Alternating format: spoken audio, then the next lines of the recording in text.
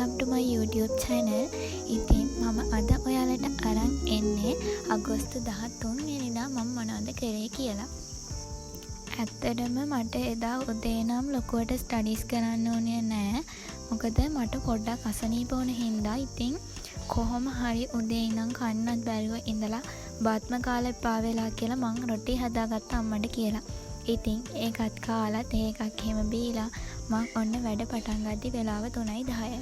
මන්ට පාඩම් කරද්දි අනිවාර්යෙන් වතුර එකක් ළඟ තියෙන්න ඕනෙමයි. ඉතින් ඒ හින්දා මම වතුර එකකුත් පුරවගෙන ඇවිත් වැඩ පටන් ගත්තා. ඇත්තටම කිව්වොත් මට මේ කාලේ ගොඩක් වැඩ නෑ ස්ටඩීස් වල. මම ඉතින් මේ ටිකේ චාර්ටඩ් වල කැස්ටෝන් සබ්ජෙක්ට් එකට තමයි ස්ටඩීස් කරන්නේ. කලින් A level double AT ඔය ඔක්කොම වැඩ කරපු නිසාද මට දැන් හිතෙන්නේ මං කරන වැඩ අඩුයි කියලා. කොහොම වුණත් මම ඩිප්ලෝමා එකක් ෆලෝ කර හිටියා. ඒකත් ඉතින් දැන් ඉවරයි. ඒත් ෆයිනල් රිසර්ච් එක නම් තාම ආවේ නෑ. කොහොම වුණත් ඉතින් දැන් චාර්ටඩ් වල තමයි ස්ටඩීස් කරගෙන යන්නේ. ඉතින් මට රෙකෝඩින්ස් වගේක් බලන්න තිබ්බා. මං ඒකෙන් රෙකෝඩින්ස් 3ක් කලින් දවසේ බලලා ඉවර කරලා තමයි තිබුණේ. ඒත් normally මං රෙකෝඩින් එකක් බලද්දි ඒත් එක්ක notes ලියලා යන්නේ. මොකද එතකොට අපි ફોකස් කරන්නේ උගන්නන දේ නෙමෙයි note එක කම්ප්ලීට් කරන එක ගැනනේ. ඒ හින්දා මම ස්ක්‍රීන්ෂොට් ගහගෙන පස්සේ වෙලාවක් දාගෙන notes ටික ලියාගෙන යනවා.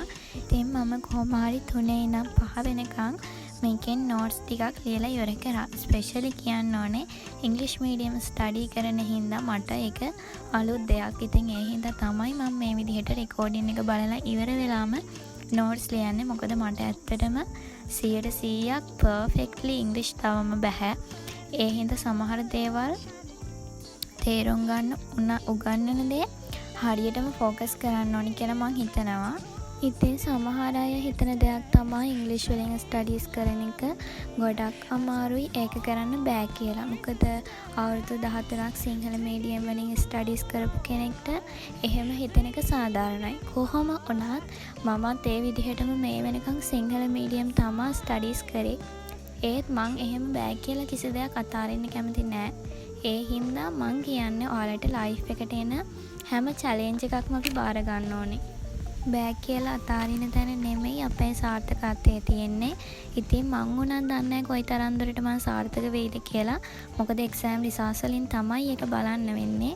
කොහොම වුණත් අම්මෝ මට බෑ කියලා කිසි දෙයක් try නොකරම අතාරින එකට ඇත්තටම මම කැමති නැහැ පර්සනලි. ඕනම දෙයක් අපි try කරලා බලන්න ඕනේ. අපිට මේ දේ කරන්න පුළුවන්ද බැරිද? අපි මේකෙන් සාර්ථක වෙයිද නැත්ද? ඒ හැමදේම අපිට බලා ගන්න නම් අපි මුලින්ම කරන්න ඕනේ අපි try කරන එක. ඒ හින්දා මම ඔයාලට උනත් කියන්නේ ඕනම දෙයක් ඔයාලට achieve කරගන්න ඕන නම් ඔයාලා ඉස්සරෝම මේක try කරලා බලන්න. ඔයාලට කිසිම දෙයක් බැරි වෙන්නේ නැහැ මහන්සි වෙලා වැඩ කරොත් එහෙම.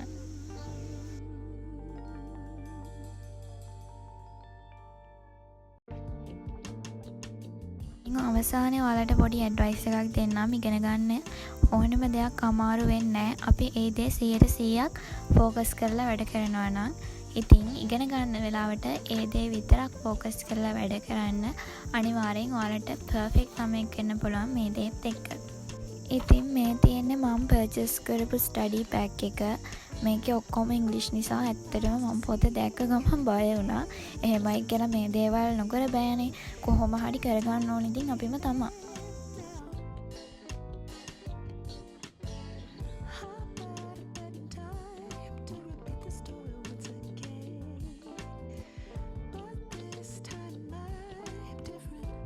ඉතින් මම වැඩ ටික ඉවර කරලාම පොඩි වෙලාවක් සින්දුවක් එහෙමත් ඇහුවා. මම ටිකක් අමුතු ළමෙක් කියලා වලට හිතෙයිද දන්නේ නැහැ. ඒත් ඉතින් මම ඇත්තටම අහන්න කැමති ඉස්සර කාලේ සින්දු තමයි ගොඩක් වෙලාවට. ඉතින් මේ කාලේ අගෝස්තු මාසයේ ඇත්තටම ඉස්සර අගෝස්තුව ගැන කතා කරොත් නම් ඒ කාලේ එක්කෝ අපි උදේ පාන්දර නැගිටලා කාටුන් බලනවා. එහෙම නැත්නම් ඔන්න සෙල්ලම් කරනවා. ඔහොම අතීතයක් තමයි අපි හැමෝටම තිබ්බේ. ඉතින් දැන් කාලෙත් එක්ක බලද්දි මට හිතෙන දෙයක් තමයි කාලේ වෙනස් වෙන ඉක්මන එක කියන්න බෑ. මොකද ගොඩක් දුරට ඇත්තටම දැන් කාලේ වෙනස් වෙලා තියෙන. අපි ස්ටඩීස් එක ගොඩක් බිසි වෙලා ඒ කාලෙත් එක ගත්තාම අපි ඒ පහු කරපු අතීතේ කොච්චර ලස්සනද කියලා මට වෙලාවකට හිතෙනවා. කොහොම වුණත් ඉතින් අර ඉස්සර තිබුණ අගෝස්තුව වගේම ඒ දැනෙන ෆීලින් එක මං හිතනවා සමානයි කියලා. මොකද වහින්න එහෙම නැහැ නේ අගෝස්තු මාසෙට. ඉතින් මේ කාලෙට ඇත්තටම ගොඩක් ආසයි. අහස එහෙමත් මාරම පැහැදිලි. වලාකුළු හරි ලස්සනට පේනවා. ඉතින් ඒ දේවලුත් එක්ක අපි අපේ ස්ටඩීස් ලස්සනට කරගෙන යන්න ඕනේ. මොකද ජීවිතේ විඳින්න පුළුවන් වෙන්න ඕනේ ඕනම කෙනෙක්ට හරි ලස්සනට.